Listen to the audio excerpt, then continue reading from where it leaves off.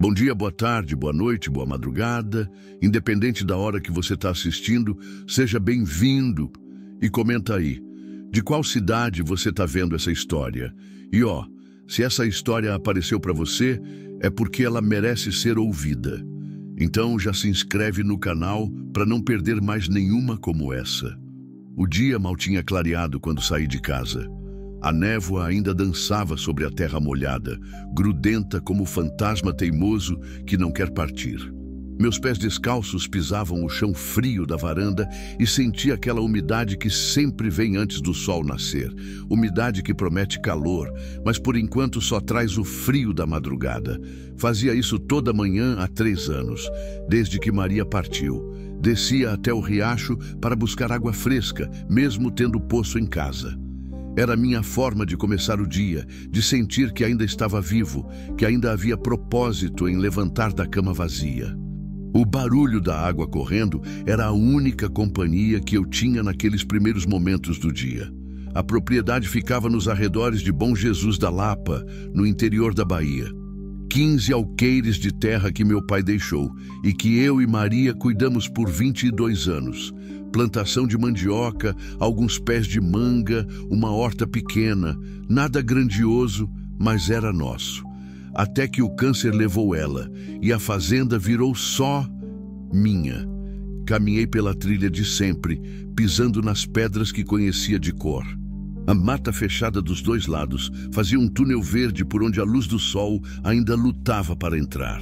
Grilos cantavam seus últimos versos da noite. O cheiro da terra molhada subia forte, misturado com o perfume das flores silvestres que Maria sempre adorou.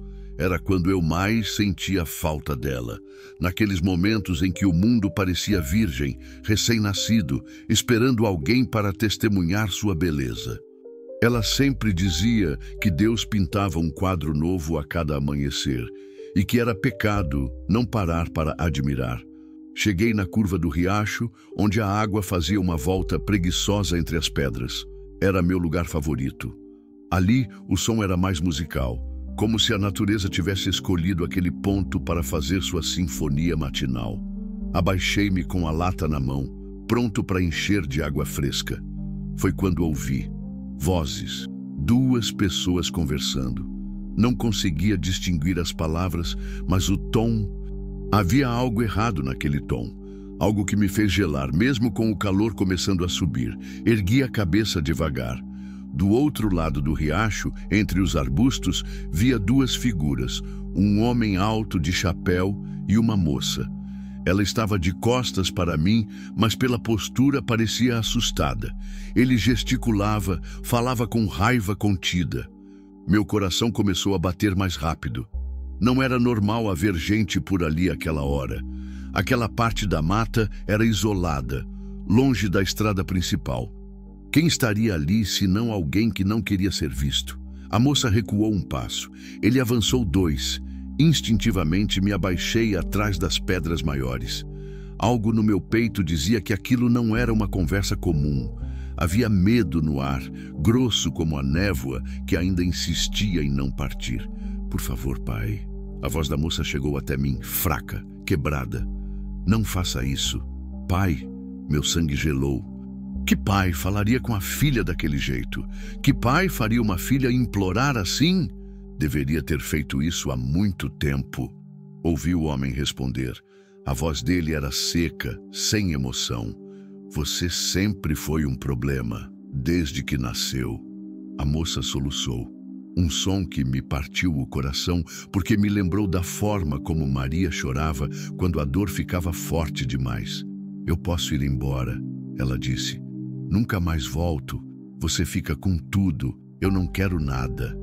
Tarde demais. E então aconteceu. Rápido demais para eu processar. Rápido demais para eu gritar. O homem empurrou a moça para dentro da água, sem hesitar, sem remorso, como quem joga fora o que não presta. Ela gritou, mas o som afundou junto com o corpo. As águas do riacho se fecharam sobre ela como uma boca faminta. O homem que a empurrou virou as costas como se nada tivesse acontecido. Subiu a margem, desapareceu entre as árvores, deixando apenas o eco do seu crime na água que continuava correndo, indiferente. Meu corpo reagiu antes da minha mente. Larguei a lata, saltei por cima das pedras, corri pela margem acima. Não pensava, só agia. Só sabia que alguém estava se afogando e que eu não podia, não ia deixar isso acontecer. Não de novo. Não como com Maria quando cheguei tarde demais ao hospital. Não como com o filho que perdemos antes de nascer. Não como com todos os momentos em que a vida me ensinou que chegamos sempre tarde demais. Dessa vez, não. Pulei no riacho. Água fria me envolveu como um abraço gelado. Mergulhei onde tinha visto ela afundar, tateando no escuro da água barrenta. Meus pulmões ardiam, mas não parava. Não podia parar. Toquei algo. Tecido, cabelo, um braço, puxei com toda a força que tinha. Emergi com ela nos braços, pesada como pedra, mole como boneca de pano. Não se mexia, não respirava. Não, murmurei, carregando-a para a margem. Não, não, não. Deitei-a na grama, virei o rosto dela para o lado. Água saiu pela boca. Pressionei as costas, tentando lembrar do que tinha visto nos filmes. Mais água. Então, por milagre, ela tossiu. Respirava. Fraco, mas respirava. O corpo dela estava gelado, tremendo, a roupa colada de lama e medo.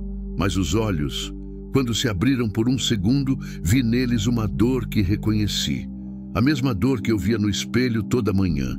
Erguia nos braços. Ela estava desacordada de novo, mas viva. Viva e precisando de cuidados. E pela primeira vez em 3 anos, senti que tinha um propósito maior do que só continuar existindo.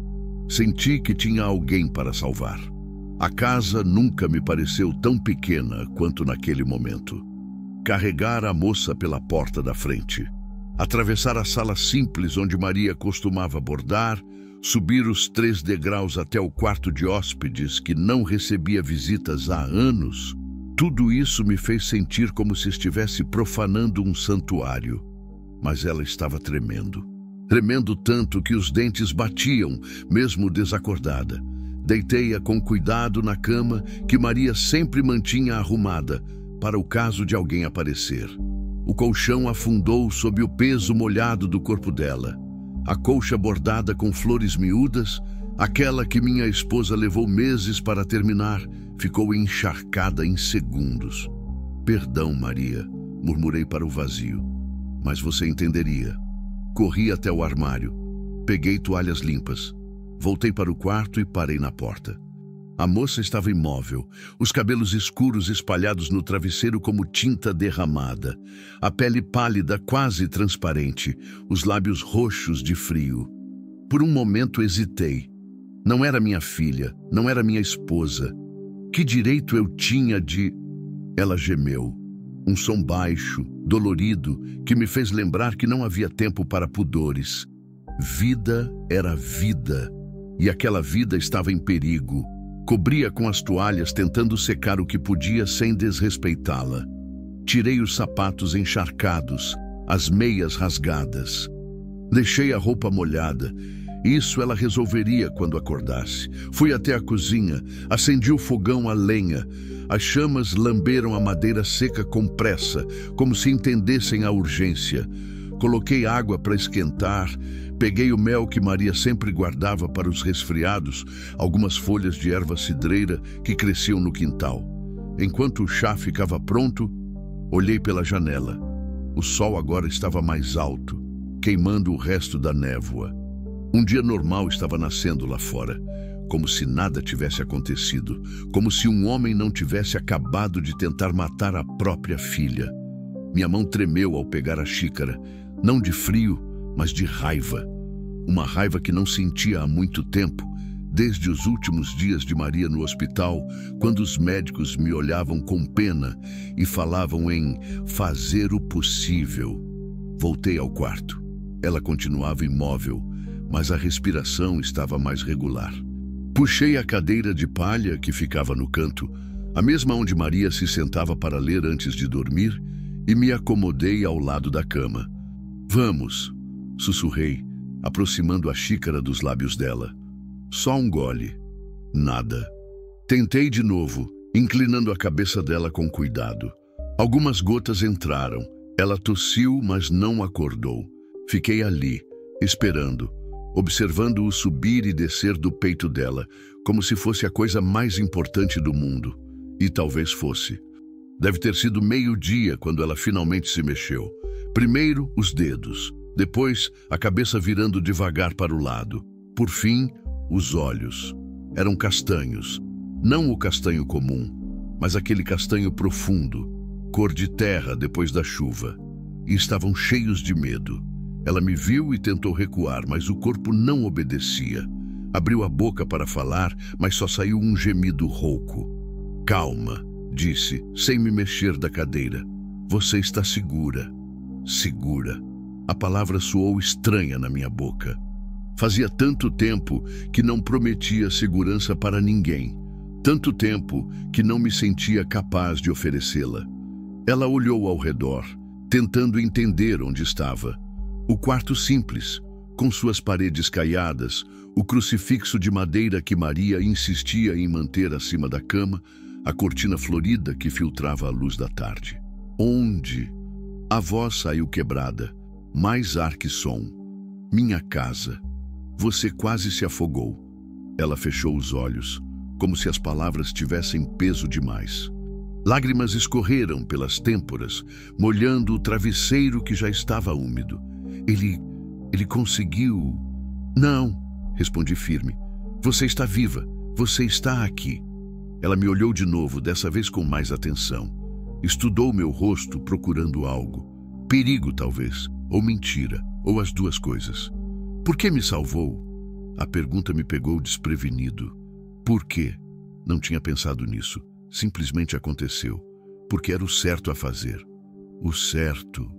Ela repetiu, como se a expressão fosse estrangeira. Faz tempo que não ouço isso. Ficamos em silêncio. Ela tentando processar o que tinha acontecido. Eu tentando entender o que faria agora.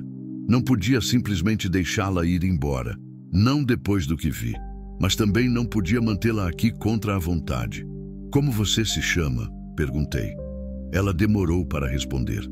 Como se estivesse decidindo se podia confiar em mim com essa informação. Ana, disse finalmente. Ana Cristina. João, me apresentei. João Mendes. Outro silêncio, mais longo, mais pesado. Você viu? Ela disse. Não era pergunta. Vi. Meu pai. Sei. Ela fechou os olhos de novo. Dessa vez, as lágrimas vieram com mais força. Não eram lágrimas de medo, mas de algo mais profundo. Alívio, talvez, ou desespero, ou as duas coisas misturadas. Ele vai voltar, disse. Quando descobrir que não morri, ele vai voltar. Então, não vamos deixar que ele te encontre. As palavras saíram da minha boca antes que eu pudesse pensar nelas. Não vamos. Como se já tivéssemos feito um pacto, ela e eu. Como se já fôssemos uma dupla contra o mundo. Ela me olhou com surpresa. O senhor nem me conhece. Conheço o suficiente. Não entende? Ele é perigoso. Tem dinheiro, tem influência.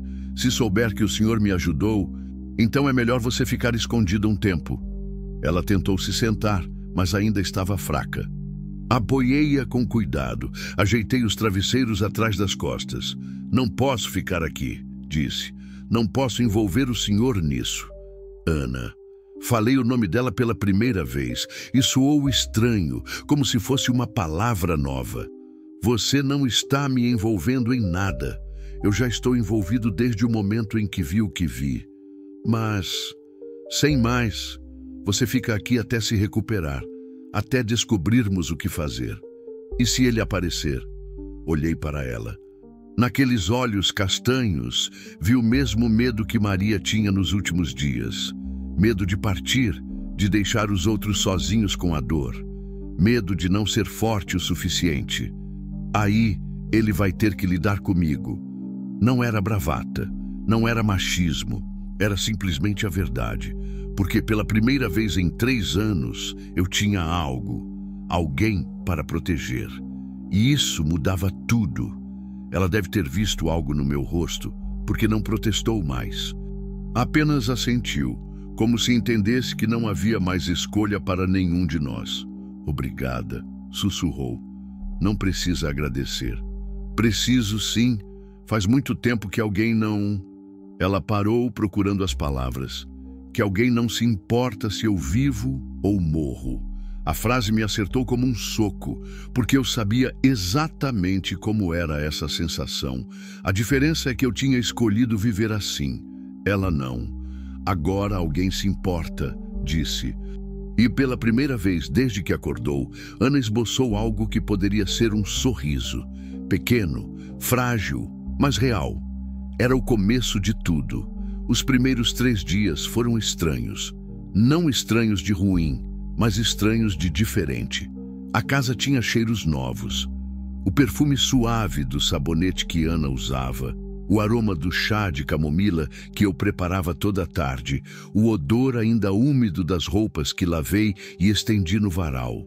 Ana não saía do quarto, não por estar doente, mas por vergonha, ou medo, ou aquela mistura dos dois que faz a gente se esconder do mundo. Eu respeitava, levava as refeições numa bandeja, batia na porta, entrava só quando ela permitia. Conversávamos pouco. Ela agradecia, eu perguntava se precisava de algo. Ela dizia que não, sempre que não. Mas eu via pelos detalhes que ela estava se acostumando. A forma como alisava a colcha quando terminava de comer. O jeito que arrumava os travesseiros. Como olhava pela janela quando achava que eu não estava vendo. No terceiro dia, ela apareceu na cozinha. Estava com uma das camisas de Maria, azul clara, com botões de madrepérola, que eu tinha deixado no armário do quarto. Ficava grande nela, as mangas cobrindo as mãos, a barra na altura dos joelhos. Parecia uma criança vestindo roupa de adulto. Bom dia, disse, parada na porta como se pedisse permissão para entrar. Bom dia. Larguei a xícara de café. Como se sente? Melhor. Ela olhou ao redor, observando a cozinha simples. O fogão a lenha, a mesa de madeira maciça que meu pai fez, as panelas de ferro penduradas na parede. Posso ajudar com alguma coisa? A pergunta me pegou desprevenido. Fazia tanto tempo que ninguém oferecia ajuda que eu quase não sabia como responder. Não precisa, disse automaticamente. Eu sei que não preciso, mas quero. Havia algo na voz dela. Uma firmeza que não estava lá nos primeiros dias, como se estivesse decidindo ser menos frágil. Está preparando o quê? Perguntou, se aproximando do fogão. Ovo mexido, pão de ontem aquecido. Deixa eu fazer. Ela estendeu a mão para a colher de pau. Faz tempo que não cozinho para alguém. Deixei. Observei enquanto ela quebrava os ovos na frigideira. Mexia devagar, temperava com sal e uma pitada de pimenta que encontrou no armário. Tinha jeito, mãos delicadas, mas seguras. Aprendeu com quem? Perguntei. Com minha mãe. A voz ficou mais baixa. Ela dizia que cozinhar era um jeito de mostrar amor. Minha esposa falava a mesma coisa. Ana olhou para mim, curiosa. Era a primeira vez que eu mencionava Maria. Ela morreu? Perguntou com cuidado. Há 3 anos. Sinto muito. Também sinto pela sua mãe. Ela assentiu, voltou a mexer os ovos. Ficamos em silêncio por um tempo, mas não era mais aquele silêncio pesado dos primeiros dias. Era um silêncio companheiro, de 2 pessoas que entendiam a dor uma da outra. Minha mãe morreu quando eu tinha 17 anos. Ela disse de repente, câncer no pulmão. Depois disso, meu pai mudou. Não perguntei mais nada. Sabia que ela contaria no tempo dela. Serviu os ovos em 2 pratos. Cortou o pão. Preparou a mesa. Sentamos um de frente para o outro como eu não fazia há anos. Está gostoso, disse depois do primeiro garfo. Você é boa cozinheira. Minha mãe era melhor. Ela sorriu. E foi o segundo sorriso que vi. Maior que o primeiro. Ela fazia um escondidinho de carne seca que era a coisa mais gostosa do mundo. Maria também fazia. Domingo era dia de escondidinho. Posso tentar fazer um dia desses? A pergunta me fez pensar. Um dia desses, como se ela fosse ficar, como se já fizesse parte da casa. Claro, respondi. Tem carne seca guardada na despensa. Terminamos o café da manhã conversando sobre comida, sobre receitas, sobre as manias das nossas mães. Assuntos simples, mas que foram abrindo espaço para outros assuntos. Ana me ajudou a lavar a louça. Depois, insistiu em varrer a casa. Eu fui cuidar dos animais, as galinhas, os 2 porcos, a vaca leiteira que Maria batizou de Morena. Quando voltei, encontrei Ana no quintal regando a horta. Espero que não se importe, disse. As plantas estavam com sede. Não me importava. Na verdade, me fazia bem ver alguém cuidando das coisas que Maria plantou. O pé de manjericão, as couves, os tomates que insistiam em crescer mesmo sem muito cuidado. Você entende de plantas? Perguntei. Um pouco. Minha mãe tinha uma horta maior que essa. Ela apontou para um canto vazio. Ali daria para plantar umas flores. Girassóis, talvez. Eles gostam de sol. Maria sempre quis plantar girassóis. Por que não plantou? Ficou doente antes de conseguir. Ana me olhou com aqueles olhos castanhos que pareciam entender tudo. Então, vamos plantar por ela. Não era uma pergunta, era uma decisão. E pela primeira vez em 3 anos, a ideia de mudar alguma coisa na casa não me deu medo.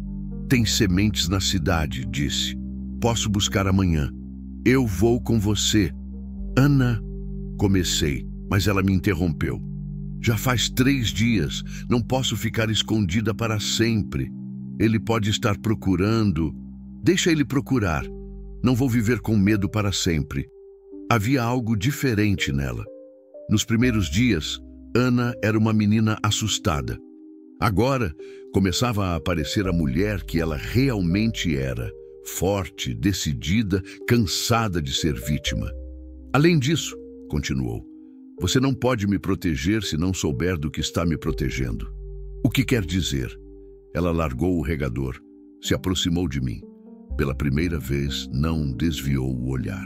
Quer dizer que está na hora de eu contar a verdade. Toda a verdade. Sentamos na sombra da mangueira, no mesmo lugar onde eu e Maria costumávamos tomar café nas tardes de domingo. Ana respirou fundo, como quem se prepara para um mergulho. Meu pai se chama Antônio Ferreira. Tem fazendas por toda essa região. Criação de gado, plantação de soja. É rico, poderoso, respeitado. Conhecia o nome. Todo mundo na região conhecia. Antônio Ferreira era daqueles homens que mandavam e desmandavam, que tinham pistoleiros no bolso e políticos na mão. Depois que minha mãe morreu, ele começou a beber. E quando bebia, ela parou. Engoliu seco. Quando bebia, me culpava por tudo. Pela morte dela, pelos problemas da fazenda, pela própria vida. Sentia a raiva voltando, quente e pesada no peito. Ele te batia? Não só isso. A voz dela ficou quase inaudível. Ele dizia que eu era dele, que podia fazer o que quisesse comigo. Não precisei que ela dissesse mais. Entendi, e a raiva virou ódio. Por que não fugiu antes? Tentei, 2 vezes. Ele sempre me trouxe de volta. Tem homens que trabalham para ele, que fazem qualquer coisa por dinheiro. Ela brincou com uma folha seca. Da última vez, ele disse que se eu tentasse de novo, não precisaria mais se preocupar comigo. E você acreditou? Até 3 dias atrás, não. Achei que fosse só ameaça. Ela me olhou. Mas quando ele me levou para aquele riacho, quando vi nos olhos dele que estava falando sério, aí eu entendi que nunca foi só ameaça. Tem mais alguma coisa que eu preciso saber? Ana hesitou. Depois, assentiu. Ele não me matou só por maldade. Tem a herança da minha mãe. Terras, dinheiro, investimentos, tudo está em meu nome por testamento. Enquanto eu viver, ele não pode tocar em nada. E se você morrer, tudo passa para ele. Agora eu entendia. Não era só crueldade, era ganância, o que tornava tudo ainda pior. Quantos homens ele tem? Que eu saiba, 3 ou 4, mas tem dinheiro para contratar quantos quiser. Ficamos em silêncio. O sol estava se pondo, pintando o céu de laranja e vermelho. Deveria ser um momento bonito, mas só conseguia pensar na mulher ao meu lado, no que ela tinha passado, no que ainda podia passar. João, ela disse, me chamando pelo nome pela primeira vez. Você ainda tem certeza de que quer me ajudar? Olhei para ela, para aquela mulher que em 3 dias tinha trazido vida para a minha casa, que tinha regado as plantas de Maria, que tinha feito ovos mexidos como se fosse a coisa mais natural do mundo. Tenho, respondi, mais certeza que nunca. Mesmo sabendo que ele é perigoso? Principalmente sabendo que ele é perigoso. Ana sorriu, o terceiro sorriso, o mais bonito até então.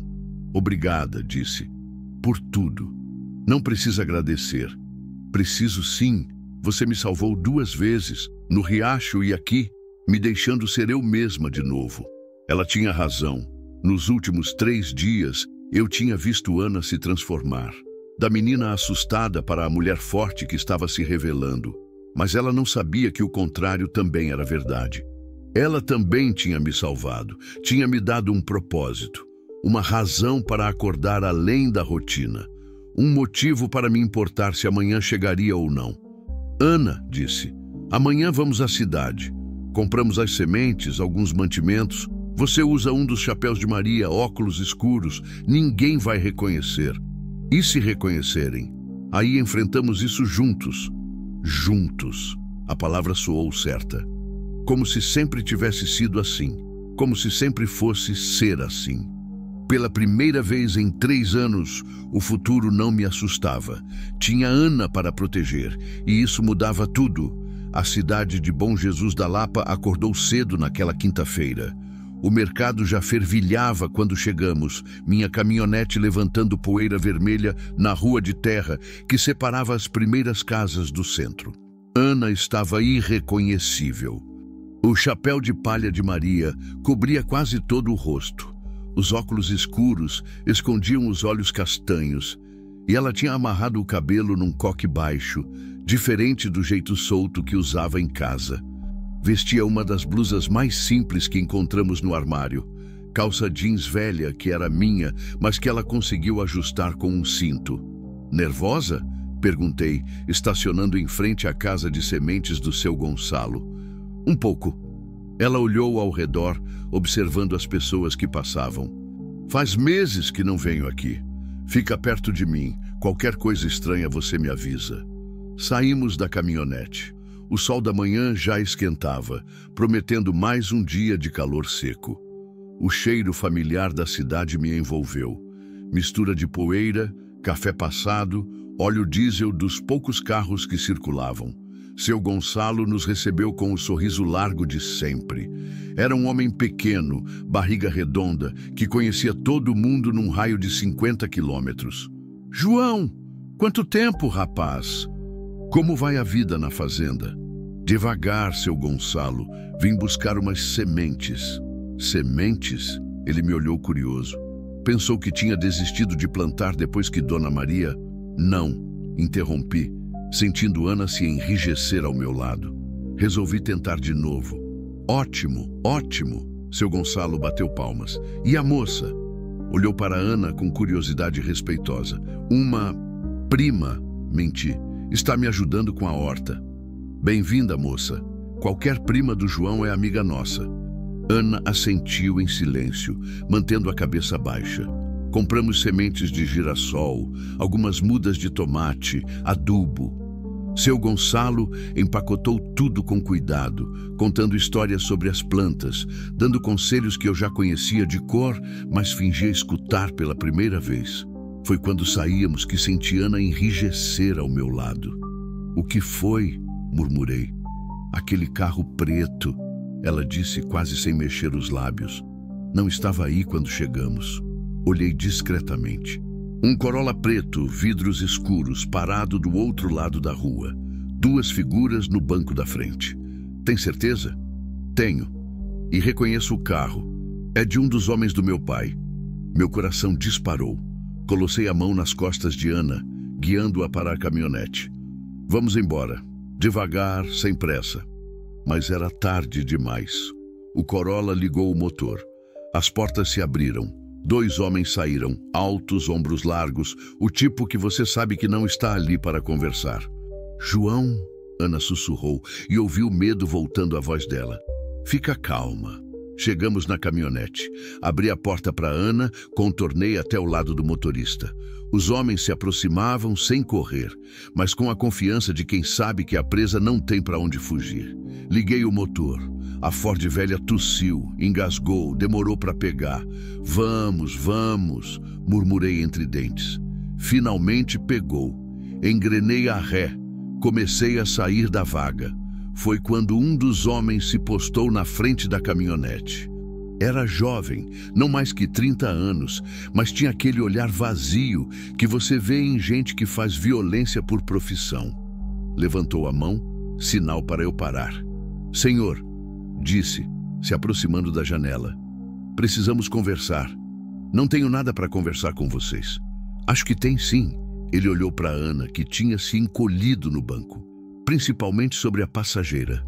Ana tirou os óculos escuros, ergueu o queixo, olhou o homem nos olhos.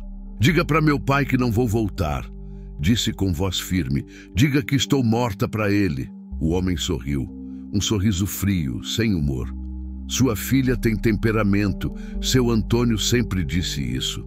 Apoiou as mãos no teto da caminhonete. Mas temperamento não muda a herança, não é mesmo? A herança é minha por direito. Era sua. Agora você está morta, lembra? Morreu afogada há 4 dias. Muito triste. Senti a raiva subindo, quente e perigosa. Sai da frente, disse. O quê? O homem me olhou com desprezo. Vai me atropelar? Na frente de todo mundo? Tinha razão. Estávamos no meio da cidade, com pessoas passando, não podia fazer nada drástico. O que vocês querem? Simples. A moça vem conosco, resolve uns papéis no cartório, assina umas transferências. Depois disso, pode ir para onde quiser. Mentira, Ana disse. Assim que eu assinar, vocês me matam de verdade. Que desconfiança! O homem riu. Seu pai só quer que a família fique unida. O segundo homem se aproximou da janela de Ana. Mais velho, cicatriz no queixo, mãos enormes. Melhor não complicar as coisas, menina. Seu pai está sendo generoso. Não vai ser sempre assim. Foi então que vi seu Gonçalo sair da loja, curioso com a movimentação. Outros comerciantes começaram a olhar. Uma pequena multidão se formando. João? Seu Gonçalo se aproximou. Está tudo bem? Os 2 homens se entreolharam. Não queriam chamar atenção. Está sim, seu Gonçalo, respondi alto, para que todos ouvissem. Só uns rapazes perdidos perguntando direção. Ah, sim, seu Gonçalo sorriu. Para onde vocês vão? O homem mais jovem hesitou.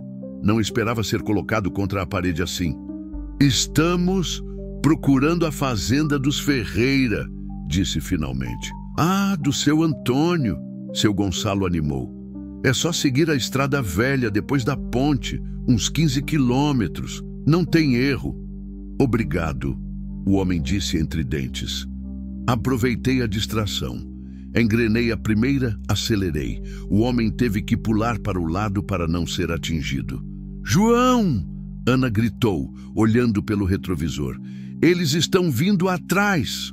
O Corolla preto já estava na nossa cola. Vi pelo espelho que o motorista falava no telefone, provavelmente relatando o que tinha acontecido. Segura firme, disse, pisando fundo no acelerador. A caminhonete velha gemeu, mas obedeceu. Saímos da cidade em disparada, levantando uma nuvem de poeira vermelha. O Corolla vinha atrás, mais rápido, mais potente. Eles estão chegando, Ana disse, a voz tensa. Eu sei. Conhecia aquelas estradas como ninguém. Tinha crescido ali, caçado em cada mata, pescado em cada córrego. Se conseguisse chegar às estradas de terra, teria vantagem. Virei à esquerda numa estradinha que quase não dava para ver. O Corolla passou direto, freou, fez o retorno. Ganhamos alguns segundos. A estrada de terra era uma montanha russa de buracos e pedras. A caminhonete balançava violentamente, mas eu conhecia cada curva. O Corolla, mais baixo, tinha dificuldade com os obstáculos. "Para onde estamos indo?" Ana perguntou-se, segurando no painel. "Para um lugar que eles não conhecem." Era uma trilha que dava numa parte isolada da serra. Lugar onde eu e Maria íamos quando namorávamos, onde ela sempre dizia que se sentia mais perto de Deus. Chegamos no final da trilha. Parei a caminhonete. Desliguei o motor. Silêncio. Só o barulho do motor esfriando, nossa respiração ofegante, o canto dos passarinhos na mata. "Perdemos eles?" Ana perguntou. "Por enquanto." Saí da caminhonete, olhei ao redor.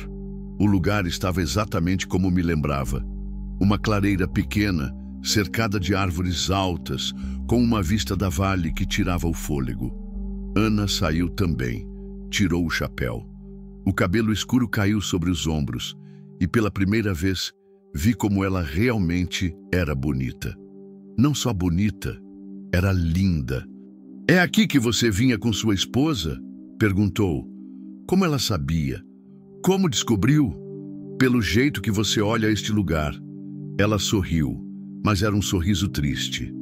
"É o mesmo jeito que minha mãe olhava o jardim dela." Ficamos ali parados, contemplando a vista, tentando processar o que tinha acontecido. "Eles vão continuar procurando," Ana disse. "Vão. E agora que sabem que você me está ajudando, vão vir atrás de mim também." Ela se virou para me encarar. "João, você ainda pode desistir. Me deixa aqui, vai embora, finge que nunca me viu. E você, o que vai fazer?" "Me viro, sempre me virei." "Não." A palavra saiu mais firme do que eu esperava. "Não vamos desistir, não vamos fugir para sempre. Então, o que vamos fazer?" Olhei para ela, para aquela mulher que em poucos dias tinha mudado minha vida completamente. Que tinha me feito sentir útil de novo, que tinha trazido risos para a minha casa, que tinha regado as plantas de Maria como se fossem suas. "Vamos lutar," disse. "Vamos encontrar um jeito de acabar com isso." "Como?"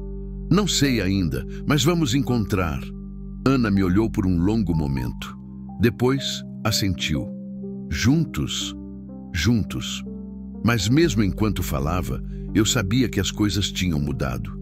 Antônio Ferreira agora sabia que ela estava viva, sabia que eu a estava protegendo. A guerra tinha começado, e eu não fazia ideia de como íamos vencer.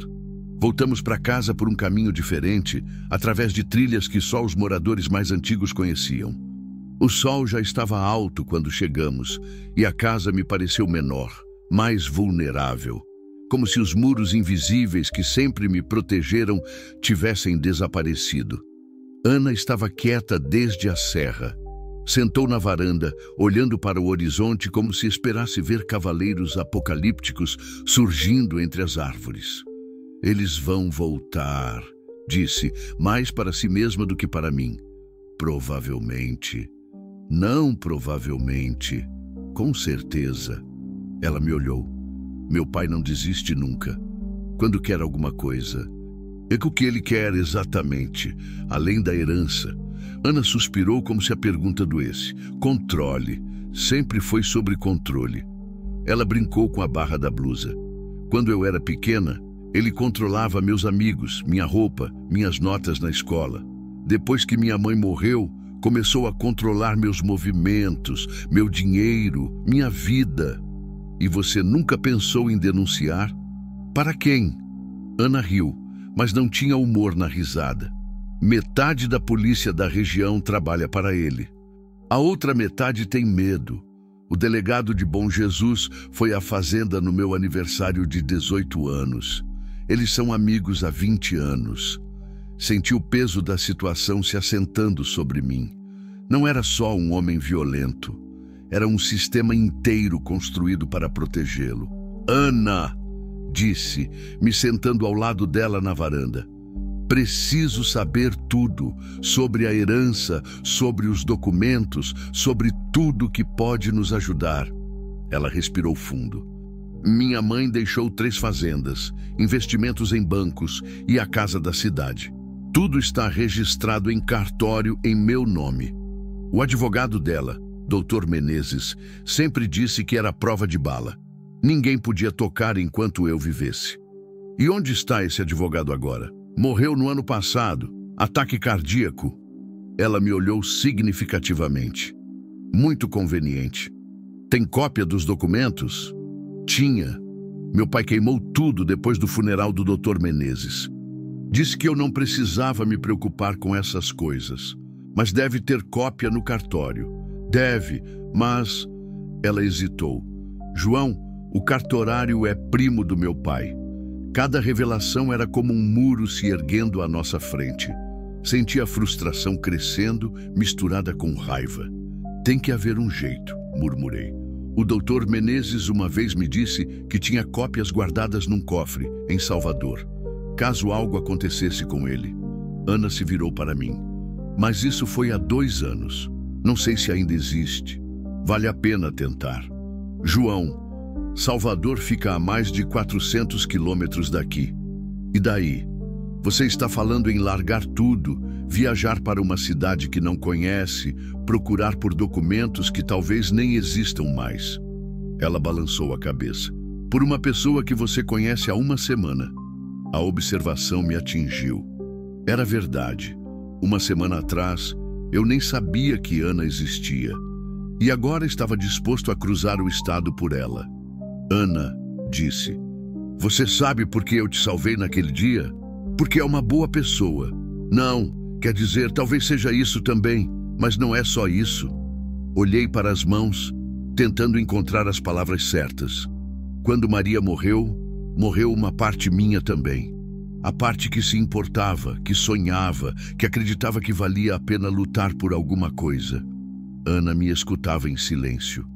Nos últimos 3 anos eu só existia, acordava, cuidava dos animais, comia, dormia, repetindo isso todos os dias, esperando que um dia fosse o último. João, aí você apareceu e de repente eu tinha algo para proteger de novo, alguém que precisava de mim. E isso me fez lembrar que ainda estava vivo. Ficamos em silêncio por um momento. Então não é só por você que eu vou lutar, continuei. É por mim também, por ter uma razão para estar aqui. Ana estendeu a mão, tocou a minha. O toque era quente, firme. Obrigada, sussurrou. Pelo quê? Por me fazer sentir que vale a pena ser salva. Foi quando ouvimos o barulho, motor de carro, mais de um. Ana se enrijeceu. Eles voltaram. Levantei e espiei pela cortina da sala. 3 carros subiam a estrada que levava à casa. O Corolla preto da manhã, mais um sedã escuro e uma caminhonete branca. Quantos? Ana perguntou. Muitos. Meu coração disparou. Olhei ao redor, procurando opções. A casa ficava num terreno aberto, sem muitos lugares para se esconder. A mata era longe demais. O que fazemos? Ana perguntou, e ouvi o medo voltando à voz dela. Você vai para o quarto, se esconde debaixo da cama. Não sai de lá, não importa o que aconteça. E você? Vou conversar com eles. João, não. Eles não vieram para conversar. Talvez venham, talvez ainda dê para negociar. Não dá. Ela me agarrou pelo braço. Meu pai mandou eles aqui para me buscar. Se não me encontrarem, vão te machucar até você falar onde estou. Os carros estavam chegando. Podia ver as figuras através dos para-brisas. Pelo menos 6 homens. Ana vai para o quarto, agora. Não? Como assim, não? Não vou me esconder enquanto eles te machucam por minha causa.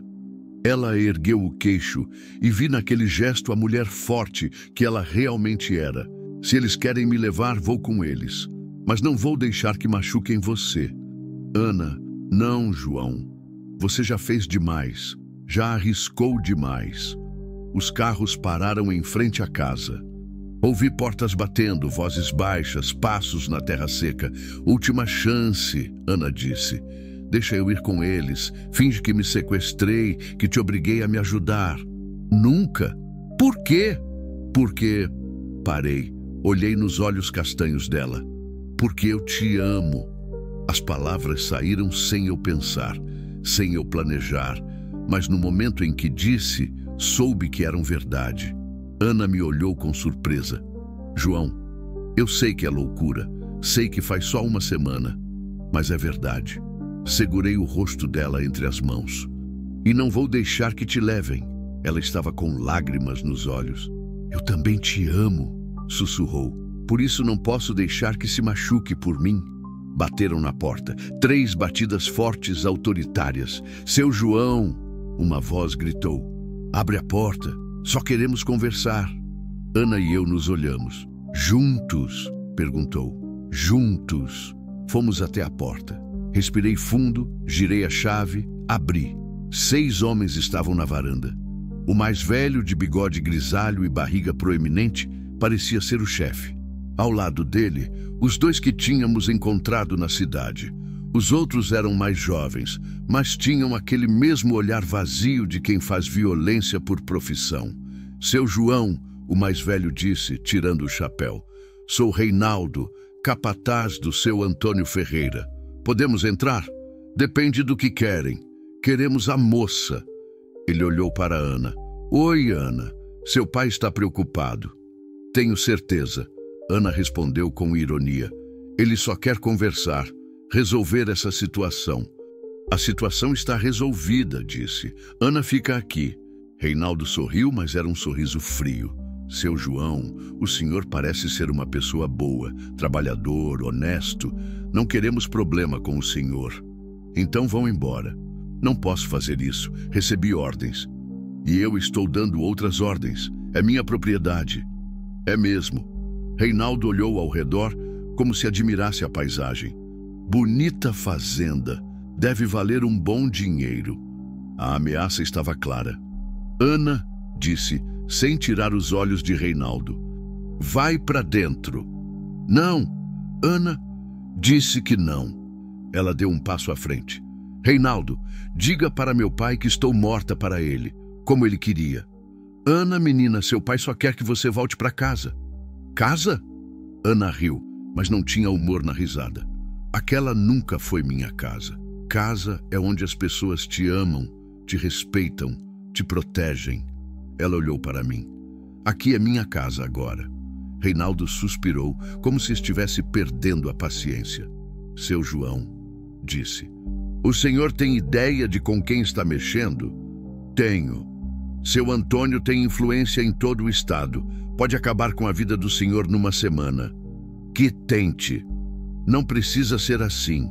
Deixa a moça vir conosco e o senhor volta para sua vida normal. Sem problema, sem complicação. E se eu não deixar? Reinaldo não respondeu. Apenas acenou para os outros homens. Foi quando tudo aconteceu muito rápido. 2 homens avançaram para Ana. Outros 2 vieram para mim. Reinaldo ficou parado, observando.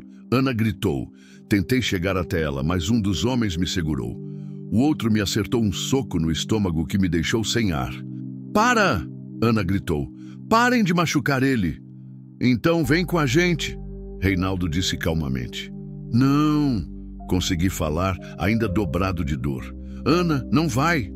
O homem me acertou de novo, dessa vez no rosto.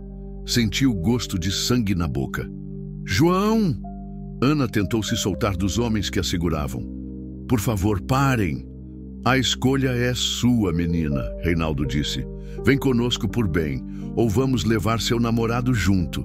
Tenho certeza de que seu pai vai gostar de conhecer quem está escondendo a filha dele. Ana me olhou e viu desespero nos olhos dela. Está bem, disse, parando de lutar. Está bem, eu vou. Ana, não! Tenho que ir, João. Se não for, eles vão te matar.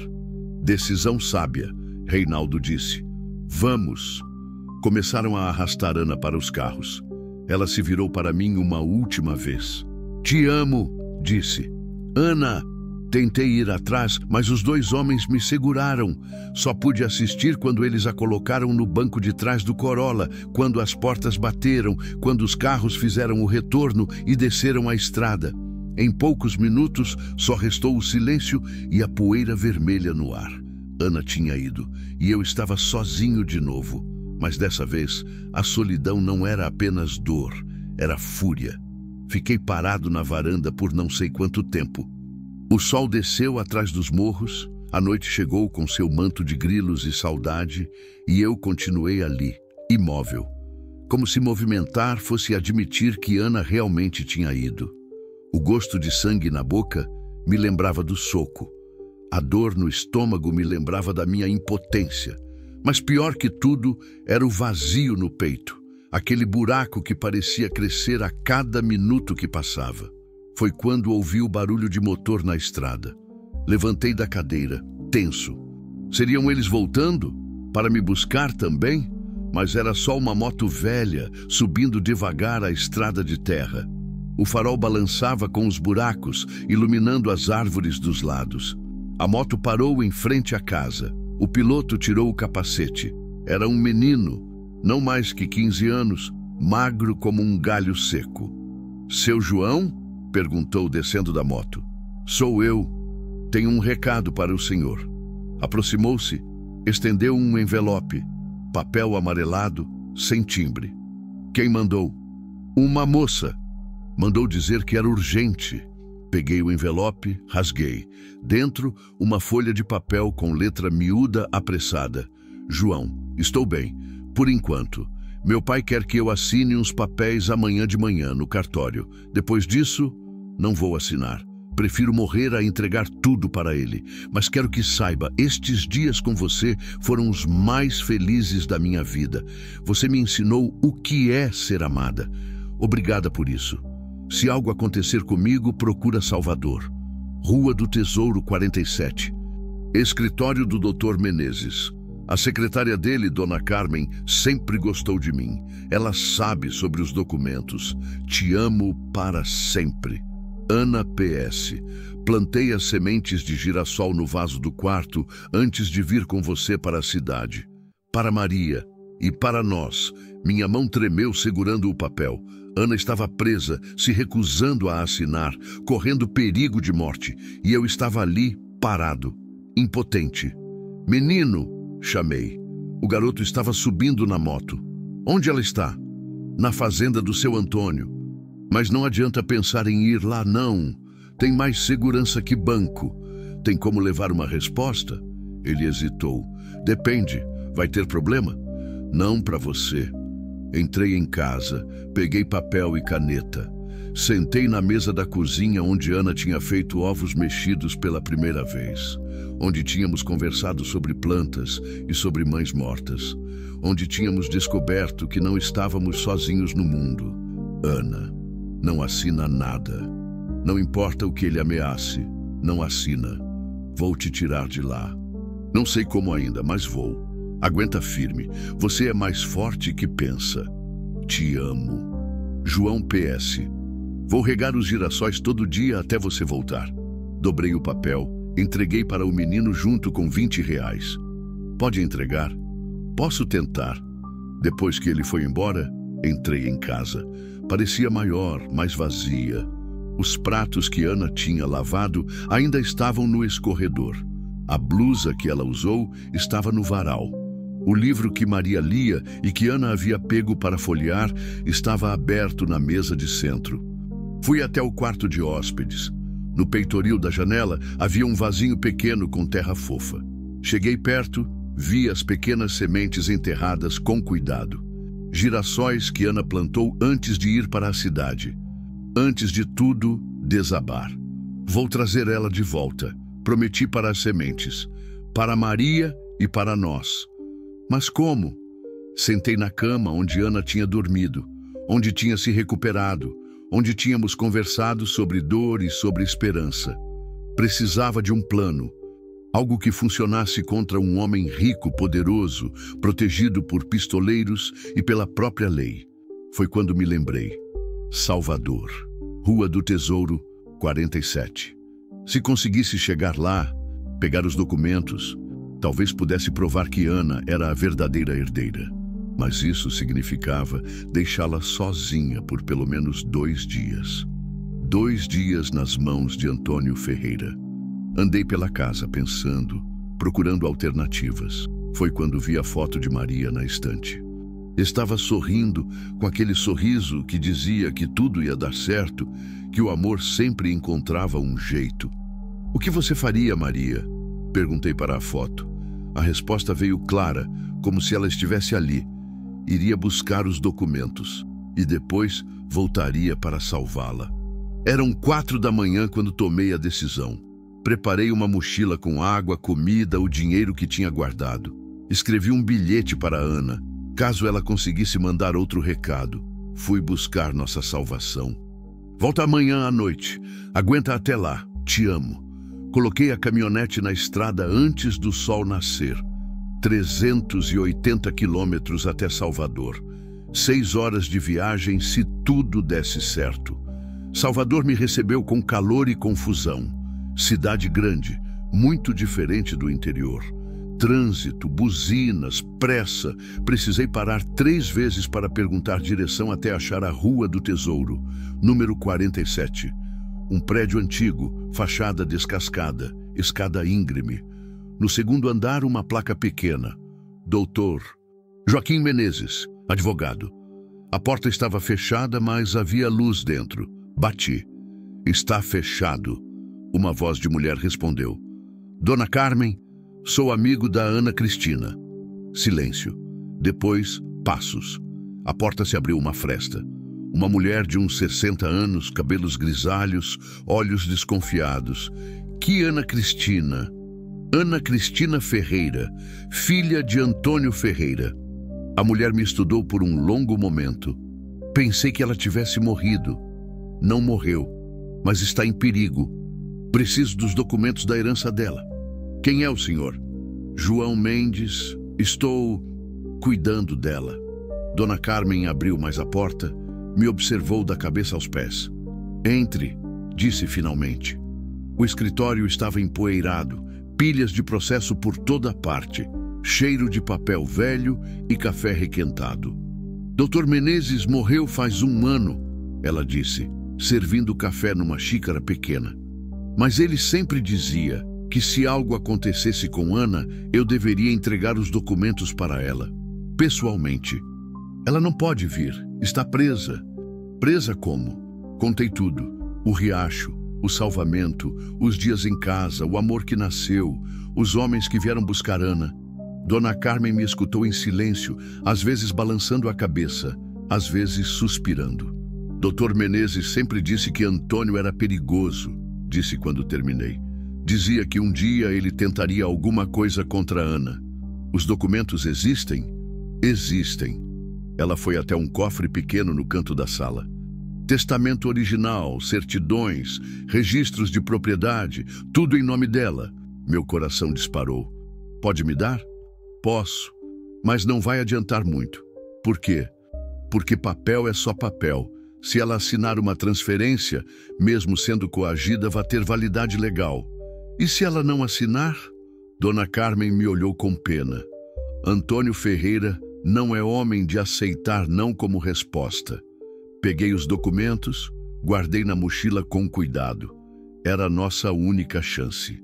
"Dona Carmen", disse, "a senhora conhece alguém na polícia? Alguém honesto?" "Conheço. Meu sobrinho trabalha na Polícia Federal, delegado Marcos Pereira." "Ele ajudaria?" "Se eu pedisse, ajudaria, mas ia precisar de prova do que Antônio fez." "Que tipo de prova?" "Testemunha, gravação, alguma coisa que comprovasse a coação." Uma ideia começou a se formar na minha cabeça. Perigosa, mas possível. "Dona Carmen", disse, "preciso que a senhora me faça um favor." Voltei para casa ao anoitecer. A estrada nunca me pareceu tão longa. A cada curva, esperava encontrar a casa queimada, destruída, mas ela estava intacta, apenas vazia. Fui direto ao quarto de hóspedes. O vasinho ainda estava lá, com 2 pequenas folhinhas verdes brotando da terra.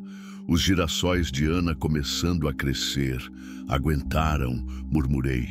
"Agora vamos ver se conseguimos aguentar também." O plano era simples, mas arriscado.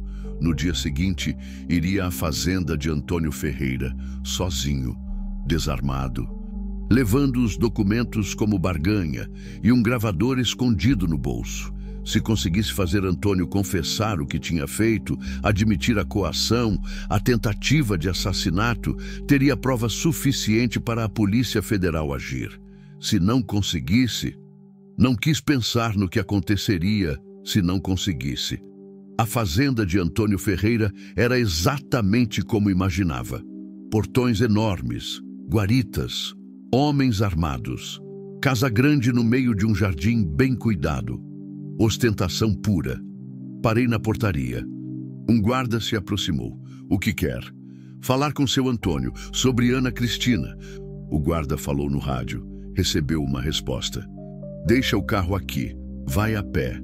Caminhei pela estrada interna, o coração batendo forte. O gravador estava ligado no bolso da camisa. Os documentos na mochila.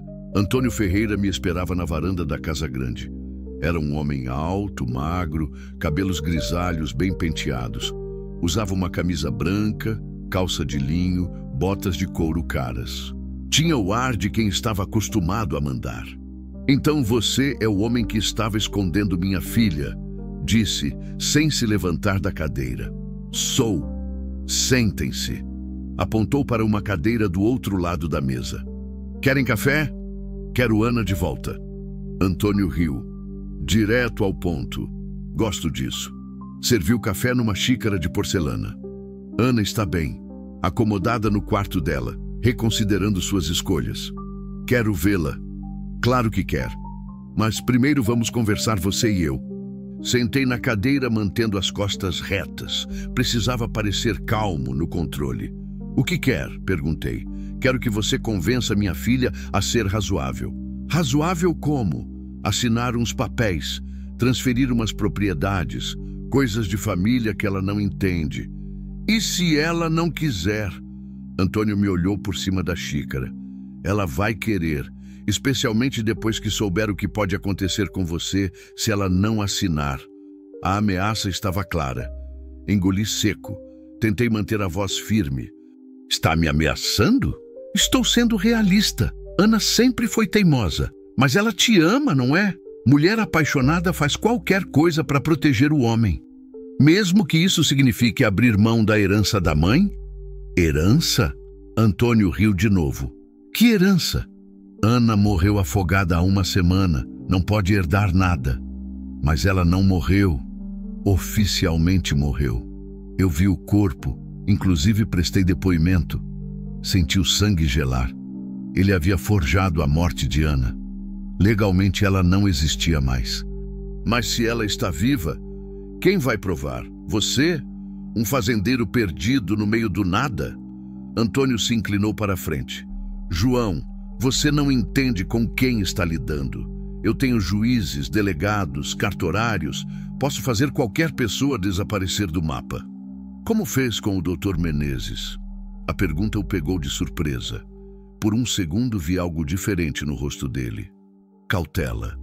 Dr. Menezes teve um ataque cardíaco. Muito triste.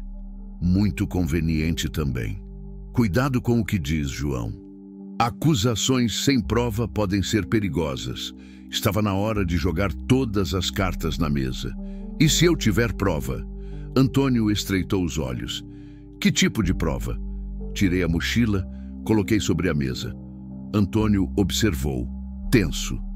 Testamento original da mãe de Ana, registros de propriedade, certidões, tudo em nome dela. Impossível. Queimei todos os documentos. Não todos. Abri a mochila, mostrei os papéis. Dr. Menezes era esperto, guardou cópias em Salvador. Antônio se levantou da cadeira, estendeu a mão para pegar os documentos. Pode me dar isso? Posso, em troca de Ana. Ana não pode mais herdar nada, está oficialmente morta, mas pode ressuscitar, com os documentos certos, testemunhas certas. Antônio caminhou pela varanda pensando. Quando se virou para mim, o ar cordial tinha desaparecido. João, você não entende. Ana sempre foi um problema, desde que nasceu. Custou a vida da mãe no parto. Cresceu me desafiando, questionando tudo que eu fazia. Por isso tentou matá-la. Tentei resolver um problema. Sua voz estava mais fria agora. Ana herdou as melhores terras da região. Terras que eu trabalho, que eu desenvolvo, que eu transformo em dinheiro. Por que uma menina mimada deveria ficar com tudo isso? Porque era direito dela. Direito? Antônio riu, mas não tinha humor na risada. João, direito é o que eu digo que é. Nesta região, minha palavra é lei, não mais. Tirei o gravador do bolso, mostrei para ele. Esta conversa está sendo gravada e já foi enviada para a Polícia Federal. O rosto de Antônio ficou vermelho de raiva. Seu imbecil, você não sabe o que acabou de fazer? Sei exatamente. Acabei com você. Antônio gritou alguma coisa. 3 homens apareceram correndo, os mesmos que tinham ido à minha casa. Peguem ele, Antônio ordenou. E tragam Ana, agora. Os homens me agarraram, mas não resisti. O plano estava funcionando. Antônio tinha confessado tudo. A gravação estava nas mãos da Polícia Federal. Eles me arrastaram para dentro da casa por corredores largos com piso de mármore. Chegamos a uma porta no final do corredor. Um dos homens abriu. Ana estava lá, sentada numa cama, ainda usando a blusa de Maria. Quando me viu, os olhos se encheram de lágrimas. João, por que veio? Eu disse para não vir. Vim te buscar. Muito romântico, Antônio disse, entrando atrás de nós. Agora vocês dois vão resolver isso de uma vez. Ana, disse, não assina nada, não importa o que ele faça. Ah, mas ela vai assinar sim. Antônio acenou para um dos homens que sacou uma pistola. Porque se ela não assinar, eu mato você na frente dela. Ana se levantou da cama. Pai, por favor, João não tem nada a ver com isso. Tem tudo a ver. Ele é o motivo de você estar me desafiando. Não é verdade. Eu já estava cansada de você muito antes de conhecer João. Então assina os papéis e acaba com isso. Não. A palavra saiu firme, decidida. Ana olhou para mim, depois para o pai. Não vou assinar nada. Pode me matar, pode matar João, mas não vou entregar para você o que minha mãe deixou para mim. Antônio apontou a pistola para mim. Tem certeza? Tenho. Foi quando ouvimos o barulho. Sirenes. Carros chegando em alta velocidade. Antônio correu para a janela, olhou para fora. Polícia, disse incrédulo. Como... Mandei a gravação da nossa conversa para a Polícia Federal antes de vir aqui, expliquei. Eles estavam só esperando meu sinal. Mais sirenes, vozes gritando lá fora.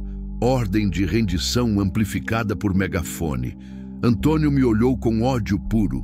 Você arruinou tudo. Não, você se arruinou sozinho. Os homens largaram as armas, ergueram as mãos. Do lado de fora, ouvia-se movimento, portas sendo arrombadas. Ana correu para mim, me abraçou forte. Conseguiu, sussurrou. Você conseguiu. Nós conseguimos. A porta do quarto se abriu. Policiais federais entraram, armas em punho. Antônio Ferreira, um deles disse, está preso por tentativa de homicídio, coação, falsificação de documentos e lavagem de dinheiro.